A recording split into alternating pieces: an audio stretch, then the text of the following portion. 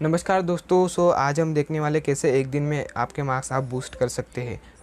जैसे कि यहाँ पे आपको पता है आपका फिज़िक्स का यहाँ पे पेपर है, ठीक है। एंड उसमें आपको क्या करना है, तो सबसे पहले आप देख सकते हैं कि मैंने जो स्टूडेंट है उनको 4 टाइप में डिवाइड कर दिया है। एक जो स्टूडेंट जिनके 10 या फिर उससे ज़्यादा चैप्टर हुए, दूसरे वो जिनके 5 या फिर उससे ज़्यादा हुए, तीसरे वो जिनके 2 या फिर 2-3 ही हुए, एंड चौथे वो जिनके कुछ भी नहीं हुआ है। तो चलिए शुरू करते हैं। सबसे पहले वो जिनके 10 या फिर उससे ज़्यादा चैप्टर हुए।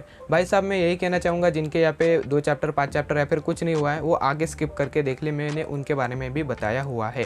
सबसे पहले जिनके 10 या फिर उससे ज़्यादा चैप्टर हुए वो बोलेंगे सर 16 चैप्टर है उसमें से तो 10 ही हुए हैं सर, वो 6 चैप्टर कर लूँ क्या क्योंकि वन शॉट अवेलेबल है सर, 2-4 चैप्टर कर लेता हूँ। ऐसी गलत फहमी में मत रहो यार, क्योंकि चैप्टर बहुत बहुत बड़े होते हैं। आपको ही पता है कि भाई साहब ये 10 चैप्टर आपने कितनी मेहनत से किए हुए हैं, इसीलिए भाई साहब एक दिन बाकी है, एक दिन में सिर्फ और सिर्फ आपको उनकी रिवीजन करना है। मैं आपको बताना चाहता हूँ, कभी जनाब आपने ये 10 चैप्टर तक भी किया है, क्या बोला मैं, 1 से 10 चैप्टर तक भी आपने किया है तो इवन आप 60+ मार्क्स ला सकते हो। आप काउंट करके भी देख लो।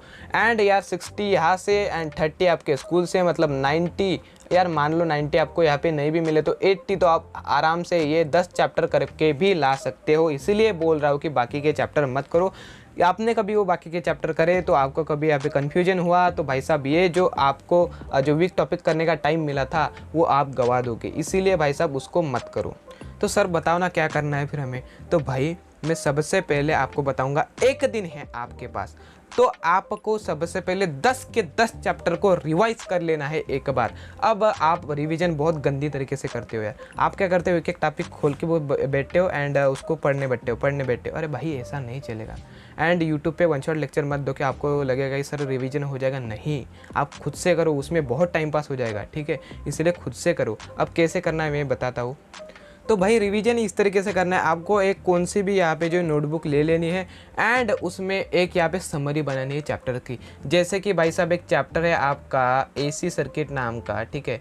तो एसी सर्किट में आपने क्या क्या पढ़ा था आपको मेमोराइज़ करना, आपका मेमोराइज हो जाएगा, ठीक है। वो आपको लिखना है। जैसे कि यहाँ पे मैंने पढ़ा था भाई साहब एसी सर्किट में मैंने पढ़ा था एसी जनरेटर क्या होता है, आरएमएस क्या होता है, उसके बाद टाइप्स ऑफ एसी क्या होता है, ठीक है। उसके बाद बहुत से टॉपिक मैंने देखे थे। तो इस तरह से आपको यहाँ पे रिवाइज करते रहना। इससे होगा क्या कि आपको मतलब यहाँ पे आपके ब्रेन पे प्रेशर पड़ेगा एंड जो जो चीज़ें आपने पढ़ी थी, ठीक है, उसके जो है वो जो कॉन्सेप्ट है आपको याद आते रहेंगे, ठीक है। एंड रुको भाई रुको, उसमें सपोज दैट आप एक एक टॉपिक लिख रहे हो तो भाई साहब सिर्फ टॉपिक नहीं लिखना, उसमें आपने क्या क्या पढ़ा था, मराठी, हिंदी या फिर अंग्रेजी, जो कुछ भी आपके नेटिव लैंग्वेज है उसमें लिख लेना है। इसका फ़ायदा क्या होगा यार, आपको यहाँ पे जो है ना एग्ज़ाम में मदद मिलेगा कि यार मैंने क्या क्या पढ़ा था। आप जब इंग्लिश में पढ़ते हो तो वो रटने जैसा होता है, बट जब हिंदी या फिर आपके भाषा में पढ़ते हो उस तरह से क्या होता है कि आप खुद को समझा रहे हो। उससे होगा क्या कि यार आपकी जो है ना डबल रिवीजन हो जाएगी, ठीक है। एंड आपको आसानी होगी लिखने में, आपके जो पॉइंट्स है वो आपके भाषा में, ठीक है। सो यही कारण है, आपको क्या करना है भाई साहब, सबसे पहले जो टॉपिक पढ़ा था, ठीक है, एक चैप्टर है उसका, चैप्टर का जो है आपको समरी बना लेने, कौन कौन से टॉपिक उसमें क्या क्या पढ़ा उसको आपको लिख लेना है। मराठी हिंदी कोई यहाँ पे जो है फ़र्क नहीं पड़ता किस लैंग्वेज में आपने लिखा है। एंड रुको, इसमें सपोज दैट अब ये एसी सर्किट आपका चैप्टर है एंड एसी सर्किट चैप्टर करते वक्त आपने सपोज दैट ये मैंने जो कहा इस तरह से आप नोट्स बना रहे हो, ठीक है, आपने बना ली। तो सर जी मेरे को यहाँ पे जो है टाइप्स ऑफ एसी में प्रॉब्लम आ गया है, ठीक है, टाइप्स ऑफ एसी में प्रॉब्लम आ गया है, वो मुझे रिवाइज ही नहीं हो रहा है, मुझे मतलब समझ ही ना आ रहा है, मतलब समझ में ही नहीं आ रहा है। तो मैं उनको यही कहना चाहूँगा, यहाँ पे आपको यही तो फ़ायदा होगा इसका, क्योंकि मैं यही बताना चाहूँगा यार, जब कभी आप ऐसा करोगे, मतलब इस यहाँ पे आप एक नोटबुक में यह टॉपिक याद करने का प्रयास करोगे तो आपको यहाँ पे आपके जो यहाँ पे मिस्टेक हो रही है वो आपको जो है पता चलेंगी। मतलब सपोज दैट मैंने आपको बताया, सपोज दैट मेरे को जो है टाइप्स ऑफ एसी सर्किट में यहाँ पे प्रॉब्लम आ रहा है, तो आप मतलब उसके बाद क्या करना है, सपोज दैट आपको किसी भी टॉपिक में मतलब किसी भी चैप्टर के किसी भी टॉपिक में प्रॉब्लम आई, तो यहाँ पे सीधा सीधा आपको उस टॉपिक को यहाँ पे फिर से पढ़ना है, फिर से रिवाइज कर लेना है। मतलब क्या करना है, क्या क्या था, अच्छा टाइप्स ऑफ इसमें ये था, अच्छा मतलब एक बार कंफर्म कर लेना है। इससे होगा क्या कि आपका टाइम पास नहीं होगा, आपका टाइम बचेगा, एंड दूसरी बात जो वीक कॉन्सेप्ट है वो स्ट्रांग हो जाएगा। इस तरीके से आपको रिवीजन करना है। अब समझा भाई आपको रिवीजन किस तरह से करनी है। मतलब इससे बहुत बहुत मैं तो बोलूँगा यार 4-5 आवर्स में, ठीक है, 4-5 घंटों में आपका पूरा जो 10 चैप्टर है वो हो जाएगा, ठीक है। अब रही बात न्यूमेरिकल, भाई साहब न्यूमेरिकल करना ही करना होगा, क्योंकि ऐसा भी हो सकता है भाई साहब कि 10 चैप्टर में से बहुत से पार्ट में न्यूमेरिकल आ जाए, ठीक है, मतलब 2-3 मार्क का न्यूमेरिकल आ जाए एक एक चैप्टर में, तो क्या करोगे उसके बाद। इसीलिए मैं न्यूमेरिकल करना चाहूँगा, मतलब न्यूमेरिकल आपको बोलना चाहूँगा कि यार न्यूमेरिकल कर लो। सर आप बोलोगे सर न्यूमेरिकल कहाँ से करूँ, कैसे करूँ, तो भाई न्यूमेरिकल आपको जो है ना आपके एग्जरसाइज में से, या फिर यहाँ पे जो है आपके बुक में जो अंदर के क्वेश्चन होते हैं, एक टॉपिक है उसके बाद आपको नीचे यहाँ पे क्वेश्चन दिए रहते हैं, वो भी कर ले तो बहुत है, ठीक है। अब कैसे करना है वो बताता हूँ। अब यार बहुत से स्टूडेंट को न्यूमेरिकल में प्रॉब्लम आती है, तो इसमें आपको मैं यही बताना चाहूँगा भाई, एक दिन है आपके पास, उस एक दिन में यहाँ पे सभी के सभी न्यूमेरिकल आपको सॉल्व करके रखने हैं, ठीक है। 10 चैप्टर है तो आपको लगभग कभी जो है 50 न्यूमेरिकल तो सॉल्व करनी है, एक एक चैप्टर के 5-5 4-5 जितनी आपकी कैपेसिटी है उतनी कर लो भाई साहब, ठीक है, 2 से 3 आवर्स। अब यहाँ पे कैसा करना है सर वो तो बता, ठीक है। तो भाई साहब आप जो है ना आपका मतलब जो तरीका है न्यूमेरिकल को सॉल्व करने का वही गलत है, उसके कारण आपको जो है प्रॉब्लम आती है। सपोज दैट एक एग्जांपल है, अ cell of EMF 1.5 volt and negligible internal resistance is connected to the series with a potential meter of length 10 meter and total resistance is of 20 ohm. What a resistance should be introduced in the resistance box such that the potential drop across the potential meter is 1 microvolt पर centimetre of the wire. अब भाई साहब ये सब पढ़ के आपका दिमाग हो जाएगा बोर, ठीक है, क्योंकि यहाँ पे देखा जाए तो आपको समझ में नहीं आएगा। सीधा सीधा है भाई साहब, आपको क्या करना है, यहाँ पे जो है आपको क्या बोला है, सबसे पहले जो है आपको देखना है कि भाई साहब ये देख लो, ये वॉट। अब आप क्या पूछा भाई साहब, वॉट रेजिस्टेंस, मतलब आपको क्या पूछा भाई साहब, रेजिस्टेंस, ओके। अब रेजिस्टेंस कौन सा पूछा भाई साहब, तो एक्सटर्नल रेजिस्टेंस। सो सबसे पहले टिप क्या है, आपको देखना है, फाइंड करना है कि आपको यहाँ पे पूछा क्या है, ठीक है, पूछा क्या है, क्वेश्चन में आपको करना क्या है, ठीक है। वही नहीं यहाँ पे फाइंड करोगे तो क्या करोगे भाई साहब। अब मुझे पता है कि भाई साहब मुझे जो है भाई साहब एक्सटर्नल रेजिस्टेंस फाइंड करना है, ठीक है। अब एक्सटर्नल रेजिस्टेंस का फॉर्मूला क्या होता है भाई साहब, तो वो मुझे पहले फॉर्म करना पड़ेगा।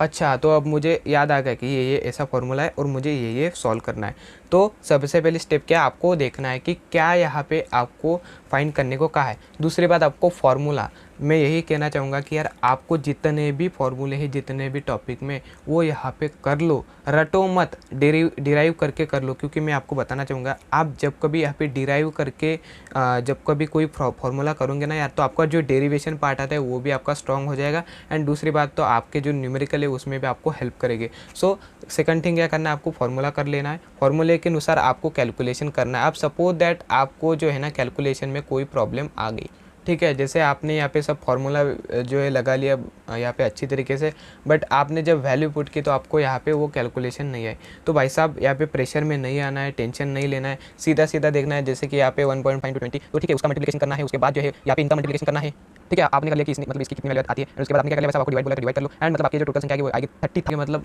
कहने का तात्पर्य यही है यार, सिंपल से सिंपल आपको जो है स्टेप फॉलो करना है। आपको जेईई मेंस की एग्ज़ाम नहीं है कि जहाँ पे आपको सिर्फ और सिर्फ आधा 1 मिनट यहाँ पे मिलेगा न्यूमेरिकल सॉल्व करने में, आपको बहुत टाइम है, इसीलिए आराम से सॉल्व करो, आराम से चिल्ल होके यहाँ पे जो है आपका जो न्यूमेरिकल है इजी तरीके से जो है सॉल्व करने का प्रयत्न करो, प्रयास करो, ठीक है।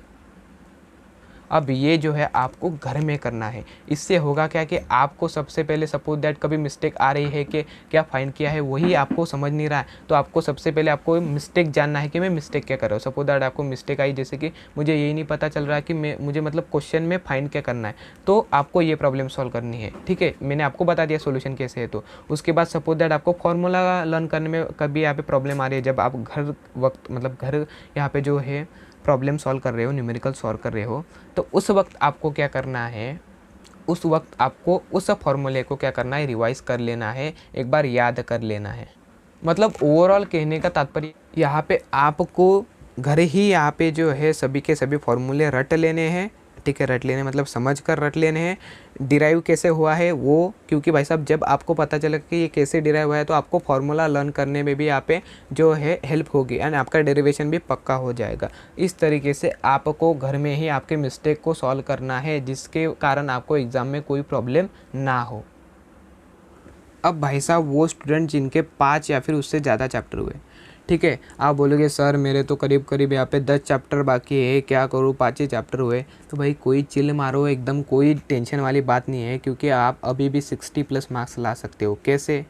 तो यार कभी देखा जाए तो आपने कभी सपोज दैट ऑसिलेशन तक मतलब फर्स्ट से लेकर 5 चैप्टर भी आपने कभी किए हैं, तो आप जब इसका कैलकुलेशन करोगे तो आपको लगभग यहाँ पे 30 मार्क्स तो मिल ही जाएंगे। प्लस आपको जो है यहाँ पे आपका स्कूल 30 मार्क्स देगा, कॉलेज, ठीक है। प्लस आपने यहाँ पे जो आपके फिल इन द ब्लैंक्स होते हैं एंड मतलब जो सिंपल क्वेश्चन होते हैं उसको कभी कर लिया, उसमें कभी 5 मार्क्स मिल गए, तो आपको 60+ मार्क्स आराम से मिल सकते हैं भाई 5 चैप्टर करके भी। इसीलिए मैं कहना चाहता हूँ कि भाई आपके कभी 5 भी चैप्टर हुए हैं तो उनको रिवाइज़ कर लो। कोई भी चैप्टर को वन शॉट देखकर या फिर कुछ देखकर 4-4 चैप्टर एक वीडियो में कंप्लीट करने की कोशिश मत करो, आपको ही डिफ़िकल्ट जाएगा। एंड आपके जो 5 चैप्टर है सपोज दैट उसमें कोई टॉपिक वीक हुआ तो आपको ही यहाँ पे रिग्रेट होगा, ठीक है, मतलब आपका बेसिकली टाइम वेस्ट होगा। इसीलिए मैं कह रहा हूँ कि जो 5 चैप्टर हुए या फिर उससे ज़्यादा वो यहाँ पे रिविज़न करते रहो, ठीक है। अब रिवीजन कैसे करनी है भाई साहब, आपको क्या करना है, आपकी नोटबुक ले लेनी है, ओके। एंड उस नोटबुक में जो चैप्टर है, ठीक है, जो चैप्टर है सपोज दैट आपका रोटेशनल डायनामिक्स वो चैप्टर है, उसको लिख लो। एंड उसमें जो कुछ भी आपने पढ़ा था या फिर जो कुछ भी टॉपिक उसमें थे उस टॉपिक के बारे में आपकी भाषा में या फिर वो मराठी हो, हिंदी हो, कुछ भी हो, वो लिख लेना है कि जो आपने कुछ भी पढ़ा था उसके बारे में, ठीक है। इससे होगा क्या कि रे यार आपने जो टॉपिक पढ़े थे वो आपका रिवाइज होते रहेंगे, ठीक है। एंड उसके बाद आपको ये भी पता चलेगा, ऐसा तो नहीं है भाई साहब कि आप सभी के सभी टॉपिक जब आप लिखोगे, ठीक है, शॉर्ट में थोड़ा सा कि आप मैंने क्या क्या पढ़ा था तो आपको वो रिवाइज हो गए। कुछ टॉपिक में आपको अड़चन आएगी, प्रॉब्लम आएगी, तो जिस टॉपिक में आपको अड़चन आई मतलब वो टॉपिक कभी आपको आएगा नहीं, तो उसमें क्या करना है, उस टॉपिक को फिर से आपको YouTube पे जाके ये देख लेना है कि उसमें क्या क्या था, या फिर खुद से यहाँ पे बुक में देख लेना है कि उसमें मैंने क्या क्या पढ़ा था एंड उसमें यहाँ पे मुझे यहाँ पे कहाँ पे प्रॉब्लम आई थी कि जिस कारण मैं उस टॉपिक को रिवाइज नहीं कर पाया। इस तरीके से आपको रिवीजन करनी है, उससे आपके वीक चैप्टर जो थे वो आप स्ट्रॉन्ग हो जाएंगे। एंड दूसरी बात, यहाँ पे आपका टाइम बहुत से होगा, मतलब मैं तो बोलूँगा भाई साहब 5-1 घंटों में आपका सभी का सभी यहाँ पे हो जाएगा, ठीक है, रिवीजन। आप कभी ज़्यादा भी स्लो हो तो उसके बाद न्यूमेरिकल को सॉल्व करना है। अब न्यूमेरिकल को क्यों सॉल्व करना है भाई साहब, ऐसा भी हो सकता है कि 5 चैप्टर में से 2-3 चैप्टर में न्यूमेरिकल ही आ जाए तो क्या करोगे भाई साहब, डेरिवेटिव भी आ जाए तो क्या करोगे भाई साहब।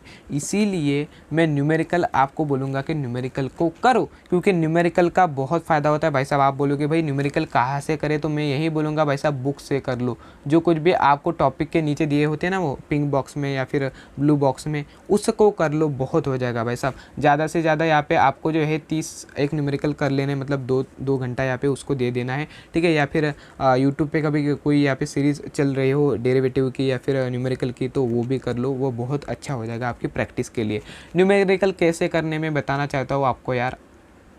न्यूमेरिकल में एक बात जान लो कि आपको जो है सबसे पहले जब आप घर में सॉल्व करिए, सपोज दैट आपकी ये नोटबुक है एंड आप न्यूमेरिकल को सॉल्व कर रहे होंगे, तो उस समय यहाँ पे कहाँ पे प्रॉब्लम आता है वो आपको देखना है। सपोज दैट आपको क्वेश्चन समझता ही नहीं है तो आपको क्या करना है भाई साहब, सबसे पहले देखना है कि यहाँ पे आपको उस क्वेश्चन में क्या कहा गया है, मतलब क्या निकालने के लिए कहा गया है, ठीक है, उसमें आपको देखना है। आपको दिया ही होता है, ठीक है, आपको बोला जाता है कि कैलकुलेट द रेजिस्टेंस, ठीक है, इस तरह से कुछ क्वेश्चन होते हैं, ठीक है, उस तरह से आपको करना है। मतलब बेसिकली आपको सबसे पहले क्वेश्चन को यहाँ पे क्या करना है, सबसे पहले देख लेना है कि आपको क्या यहाँ पे पूछा गया है। दूसरी बात यह है कि आपको उस फॉर्मूले को देखना है। सपोज दैट आपको जो है पूछा है कि एक्सटर्नल रेजिस्टेंस, तो आपको सबसे पहले देखना है कि मैं एक्सटर्नल रेजिस्टेंस किस तरीके से मैं निकाल पाऊँगा, उसका फॉर्मूला क्या है, ठीक है। उसके बाद जो है आपको अब आपने फार्मूला भी याद आ गया आपको, उसके बाद आपको कैलकुलेशन कर लेने। अब कैलकुलेशन में कभी प्रॉब्लम आती है तो आप यूट्यूब पे देख सकते हैं किस तरीके से मैं बहुत कम टाइम में ईजी तरीके से, ज़्यादा डिफ़िकल्ट ना हो, मेरा आंसर नहीं चुके तो किस तरीके से मैं उसको सॉल्व कर पाऊँगा, ये देख लेंगे तो भाई साहब बहुत हेल्प होगी आपको न्यूमेरिकल सॉल्व करते वक्त, ठीक है। इसीलिए अब मैं यार यही बोलना चाहूँगा कि न्यूमेरिकल में जब आप फार्मूला लर्न करोगे तो उसका मतलब वो फार्मूला डिराइव कैसे हुआ वो कर लो। इससे होगा क्या कि यार आपके जो डेरिवेशन आपको आते हैं, ठीक है, तो वो डेरिवेशन भी आपके हो जाएंगे। ये है आपका फ़ायदा न्यूमेरिकल करने का, क्योंकि न्यूमेरिकल का फार्मूला तो आपको रट के जाओगे तो भूल जाओगे। उससे अच्छा है कि भाई साहब वो न्यूमेरिकल का फार्मूला कैसे आया वो कभी आप पे लर्न करके जाओगे तो मे भी आपको जो है डेरिवेटिव भी आ जाएगा एंड उसके साथ फार्मूला आ गया तो भाई साहब न्यूमेरिकल भी आ जाएगा। ये है इसका फ़ायदा। तो इस तरीके से आपको करना है, ठीक है। आपके अभी भी 60+ मार्क्स आप स्कोर कर सकते हो भाई साहब। आपने कभी देखा जाए तो 5 चैप्टर मतलब आपका करीब करीब 30 to 35% ही सिलेबस कंप्लीट है, बट स्टिल आप यहाँ पे 60+ मार्क्स इवन 70% भी स्कोर कर सकते हो, ठीक है। वो आप पर डिपेंड है कि किस तरीके से आप यूटिलाइज़ करते हो उस लास्ट डे को। अब जिनके 2 या फिर उससे ज़्यादा चैप्टर हुए, मैं मान लेता हूँ 2 ही चैप्टर हुए, आप बोलोगे सर मैं तो लुट गया, बर्बाद हो गया, मैं तो यहाँ पे फेल हो जाएगा। अरे भाई साहब कोई फेल नहीं होगा, टेंशन मत लो। आप बोलोगे सर क्या बोल रहे हो आप, क्या बकवास कर रहे हो, कुछ नहीं होगा। क्या करना है आपको, कभी आपके 2 चैप्टर हुए, मुझे पता है भाई साहब वो 2 भी आपने कैसे मतलब ऐसे तैसे आपने कर लिए होंगे और वो भी आपको अच्छे तरीके से नहीं आते। तो इसी कारण मैं बोलना चाहता हूँ यार कि आपको सबसे पहले वो जो 2 चैप्टर आपने किए थे उसको रिवाइज करते रहना है। रिवीजन कैसे करना है वो भी बताऊंगा एंड उसके साथ जो है एक आध चैप्टर और भी कर लेना है, ठीक है। उससे मैं आपको बताना चाहूँगा, सपोज दैट आपने कभी 3 चैप्टर कर लिए, मैंने बोला था वैसा आपके कभी 2 चैप्टर हुए एंड आपने आज के दिन एक वन शॉट देख के एक आवर में वन शॉट देख लिया, ठीक है। 1 घंटे में एक वन शॉट देख लिया, उसका जो रिवीजन है उसमें 2 घंटे लग गए, मतलब 3 घंटे उसमें। एंड जो 2 चैप्टर आपके हुए थे उसमें उसको कभी यहाँ पे जो है 3 घंटे यहाँ पे कर लिया, मतलब 6 घंटे आपको रिवीजन कभी कर लिया, तो आप अच्छी तरीके से जो है मार्क्स लाओगे। अब बोलो सर कैसे मार्क्स आएंगे, तो भाई साहब सपोज दैट आपने 2 चैप्टर कर लिए हैं, ठीक है, 2 चैप्टर कर लिए तो मैं मान के चलता हूँ भाई साहब आपको 10 मार्क्स मिल सकते हैं, कभी वो अच्छी तरीके से आपने किए हैं। तो आपने कभी तीसरा चैप्टर भी कर लिया तो आपको मान लो भाई साहब 15 मार्क्स तो पक्के हैं। 15 मार्क्स यहाँ से प्लस 5 मार्क्स जो आपके फिल इन द ब्लैंक्स आते हैं और जो छोटी छोटी यहाँ पे क्वेश्चन आते हैं वो कभी कर ले इधर उधर से, ठीक है। तो आपको तो 20 मार्क्स तो यहाँ पे पक्के हो गए, प्लस यहाँ पे जो आपके स्कूल के कॉलेज ने आपको 30 मार्क्स दिए, मतलब 50 मार्क्स तो अभी भी पक्के है भाई साहब। लो मतलब 40+ तो आपके आराम से पक्के, 45+। तो इसीलिए मैं बोलना चाहता हूँ भाई साहब कि आपसे कभी 2 चैप्टर हुए, मतलब तीसरा चैप्टर हो तो करना, नहीं हुआ तो कोई इशू वाली बात नहीं है। अब तीसरा चैप्टर कौन सा करना है मैं बताना चाहूँगा यार आपको, जो है ना तीसरा चैप्टर आप कभी करना चाहते हो तो आप इन तीनों में से करो। एक तो इलेक्ट्रोमैग्नेटिक इंडक्शन, एसी सर्किट या फिर मैग्नेटिक मटेरियल, ये 3 चैप्टर ईजी है। इससे भी मैग्नेटिक मटेरियल थोड़ा छोटा भी चैप्टर है एंड इजी चैप्टर है, इसीलिए इन तीनों में से कौन सा भी एक चैप्टर कर लो, मतलब आप जो है ना अच्छी तरीके से मार्क्स स्कोर कर पाएंगे, ठीक है। तो आपको कुछ नहीं करना यार, आप जिनके 2 चैप्टर हुए क्या करना है, जैसे मैंने बताया एक चैप्टर और कर लेना है, ठीक है। यूट्यूब पे जाओ, मैंने बताया था मैग्नेटिक मटेरियल, एसी सर्किट या फिर इलेक्ट्रोमैग्नेटिक फोर्स, इन तीनों में से कोई भी एक चैप्टर कर लो, उसका जो है वन शॉट देख लो 1 घंटे में और उसको रिवीजन कर लो 2 घंटे में, ठीक है। मतलब 3 घंटे लगेंगे एक चैप्टर आपको यहाँ पे रिवीजन प्लस यहाँ पे उस लेक्चर देखने में। एंड जो आपके 2 चैप्टर्स हुए थे उसको आपको रिवीजन करते रहना है, ठीक है, 2-3 घंटे में। मतलब आपको 2 घंटे यहाँ पे ये 2 चैप्टर को रिवीजन करने में हो गए एंड 3 घंटे यहाँ पे लेक्चर प्लस रिवीजन करने में, ये जो एक चैप्टर आपने नया किया था उसमें हो गए। मतलब करीब करीब आपने 5 घंटे जो है पढ़ाई कर ली, प्लस प्लस प्लस प्लस आगे भी मैं बताऊंगा क्या क्या करना है। बट सबसे पहले आपको सभी के जो चैप्टर किए थे, मतलब आपने ये 2 चैप्टर भी कर लिए, तीसरा नहीं भी किया तो चलेगा, मैंने बताया था क्यों नहीं करना कभी नहीं किया तो, ठीक है। बट आपने ये 2 चैप्टर भी कर लिए तो कोई इशू वाली बात नहीं है, 3 करने हैं तो 3 कर लो, बट जितने भी करोगे उनको रिवाइज कर लो भाई साहब। रिविजन कैसे करनी है तो भाई साहब आपको कुछ नहीं करना, नोटबुक लेना है, नोटबुक में जो कुछ भी चैप्टर पढ़े हैं उसमें आपको यहाँ पे रिवीजन करना है कि भाई साहब मैंने कौन कौन से टॉपिक पढ़े थे। वन शॉट यूट्यूब में रिवीजन करने के लिए मत देखो यार, उससे आपका टाइम पास होगा एंड आपको समझेगा कुछ भी नहीं। उससे अच्छा है भाई साहब खुद से समझो, इससे आपकी जो मिस्टेक है वो भी बाहर आएंगी। जैसे मैं बताता हूँ, सपोज दैट आपका कोई भी पहला चैप्टर है, ठीक है, रोटेशनल डायनामिक्स आपका चैप्टर है, तो उसमें आपने क्या क्या पढ़ा था वो लर्न करने की कोशिश करो। जब आप लर्न करोगे तो आपको पता चलेगा कि यार मुझे एक टॉपिक तो इसमें आता ही नहीं। जो टॉपिक आपको आता नहीं उसको फिर से यूट्यूब पे जाओ, उसको यहाँ पे सर्च करो एंड यहाँ पे सर्च करने के बाद उसको देखो कि उसमें क्या क्या था, एंड वो भी आपका जो वीक टॉपिक था वो क्लियर हो जाएगा। या फिर आप खुद से भी सॉल्व कर सकते हो कि मैंने क्या क्या देखा था उस टॉपिक में। मतलब कहने का तात्पर्य यही है कि जो आपका वीक टॉपिक था वो भी स्ट्रांग हो जाएगा। दूसरी बात, आपको जो कुछ भी टॉपिक आपने पढ़े थे वो आपको रिवीजन होती ही रहेंगी, प्लस आपका टाइम भी सेव होगा। तो यही बात है, ठीक है। उसके बाद सभी न्यूमेरिकल सॉल्व कर लो, क्योंकि ऐसा भी हो सकता है 2 चैप्टर आपने जो किए उसमें डेरिवेटिव या फिर जो न्यूमेरिकल है वो ही आ जाए, तो क्या करोगे। इसीलिए यार ज़्यादा से ज़्यादा आप कभी देखा जाए 2 चैप्टर है तो उसमें जो है 10 से 20 न्यूमेरिकल है, तो 10 से 20 न्यूमेरिकल कर लो यार, यूट्यूब पे देख लो। अब न्यूमेरिकल कैसे करने हैं, जैसे कि एक न्यूमेरिकल है तो सबसे पहले आपको क्या करना है कि उसमें आपको देखना है कि आपको पूछा क्या है, ठीक है। एग्जाम्पल के तौर पर आप कोई भी न्यूमेरिकल ले लो, उसमें पूछा ही होता है, ठीक है। जैसे कि सर्किट है, उस चैप्टर में ऐसी सर्किट में क्या पूछा है, सपोज दैट मैं बोल रहा हूँ कि एक्सटर्नल रेजिस्टेंस क्या है क्वेश्चन में, ठीक है। तो क्वेश्चन में जो पूछा है वो देख लो सबसे पहले, क्योंकि बहुत से स्टूडेंट को बड़ा क्वेश्चन आ जाए तो ऐसा लगता है कि भाई साहब अरे क्या करूँ क्या करूँ क्या करूँ। कुछ नहीं करना भाई साहब, जो पूछा है वो कर लो। उसके बाद उसका सेकंड क्या करना है भाई साहब, आपको फार्मूला लर्न करना है, मतलब फार्मूला देखना है कि उसमें क्या फार्मूला था, उस मतलब ये जो क्वेश्चन पूछा है उसका क्या फार्मूला है। एंड आखिरी बात मतलब वो कैलकुलेशन कर लो। अब वो घर में ही प्रैक्टिस कर लो, घर में ही आप क्या यहाँ पे कहाँ पे मिस्टेक हो रही है वो रिवाइज़ कर लो। अब मैं इंपॉर्टेंट न्यूमेरिकल में बताना चाहूँगा कि यार न्यूमेरिकल में आपको क्या करना है कि भाई साहब जो फार्मूले हैं वो लर्न कर लो। फार्मूले कभी लर्न कर लोगे तो आपको बहुत फ़ायदा होगा।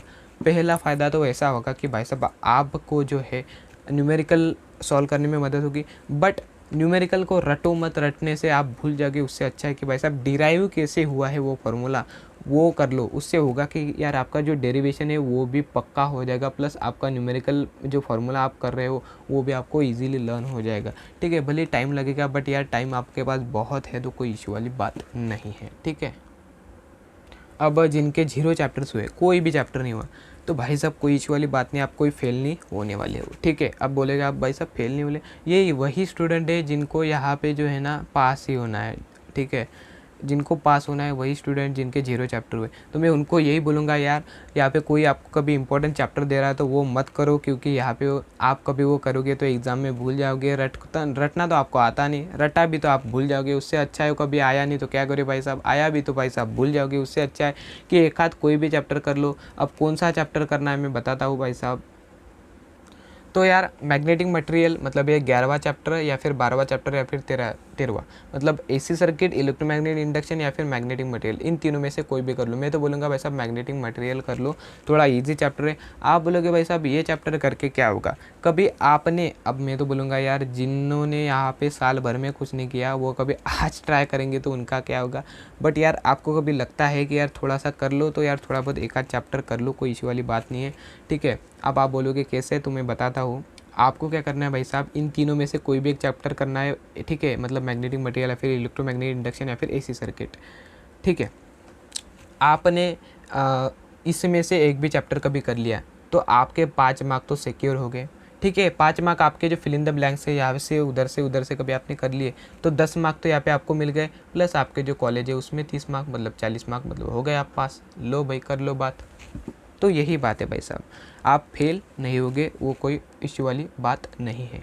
अब कैसे करनी है, आपको यहाँ पे जाना है यूट्यूब पे 1 शॉट देखना है 1 आवर का, प्लस आपको जितना भी घंटा मिलेगा उसमें आपको 2 से 3 घंटा ये जो चैप्टर आपने पढ़ा था 1 घंटा वो आपको रिवीजन करते रहना है, रिवाइज करते रहना है। कभी समझा नहीं तो फिर से रिवाइज करते रहो, फिर समझा नहीं फिर से रिवाइज करते रहो।